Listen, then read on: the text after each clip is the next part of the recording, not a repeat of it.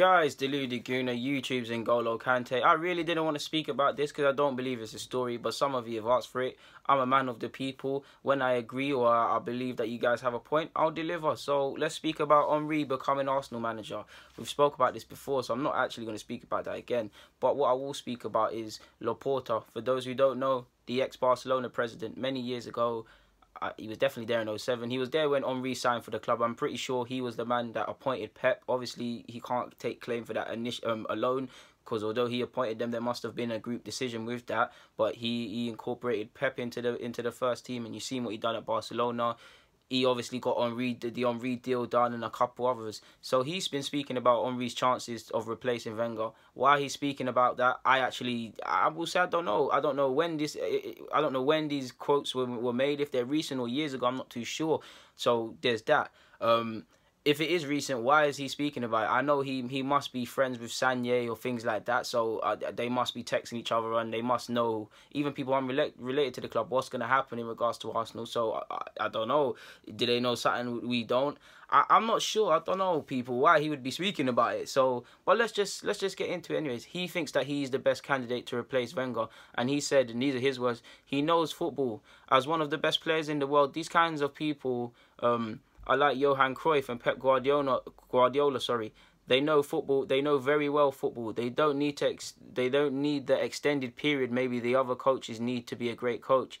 And he's also put the same requirements we were appreciating in the coach of the first team, Pep Guardiola. Thierry Henry has them, and he isn't wrong. I mean, Thierry Henry, we know he's a player who's actually spoken about. He used to shoot at a particular second, according to the keeper. He's improved players at Arsenal, whether it's Reece Nelson or several other players that have got to work with him.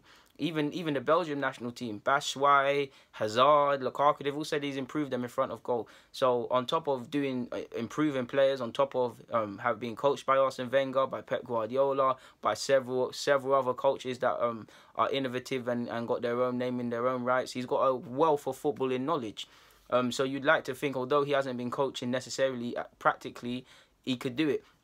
I wouldn't mind, if it was between them, I wouldn't mind him or Arteta. But by the same logic Arteta gets praised for because he's improving players, because he works with Pep, is the same thing Henry gets slated for. Neither of them have experience, and I just find it funny how Arteta's is deemed experience and his isn't, which I don't necessarily agree with. Clearly, Arteta is on the ground level week in, week out, while Henry's with the Belgium national team and on the Sky thing. But yeah, I would be up for it. The only cons, obviously, I mean, before I get into the cons, clearly in football, we're not going to see the likes of, to a degree, Carlo, Wenger, again, to a degree, Jose, these kind of oldish managers that stayed at a club for significant periods of time. The time now is the Pep Guardiolas. He's not in the same bracket, but the Pochettinos, the Eddie Howes, these sort of young managers sort of thing, if you get where I'm coming from. So that might be an avenue we have to explore as a club.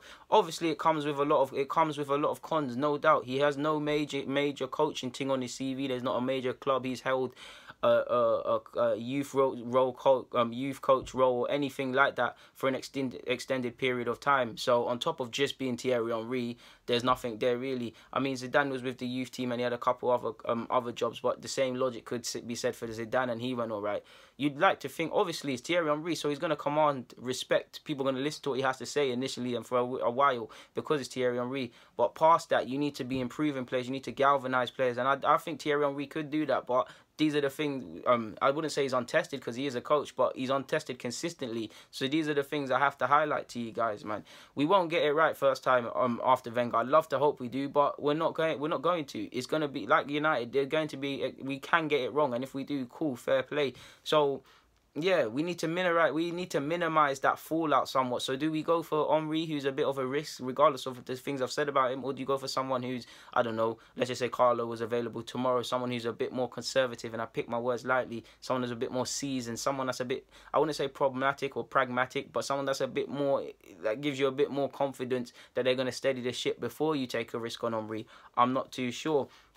There's several things to think about, man. Like I said, the days of Wenger, Fergie, Louis van Gaal, all of the Bayern Munich coach, these days are gone. Now it's all about, it's not really suits anymore. It's all about Urban Outfitters clothes and Stone Island jackets and all them things, fashionista things. So we might have to consider that. I mean, Henry's swag is up there, isn't it?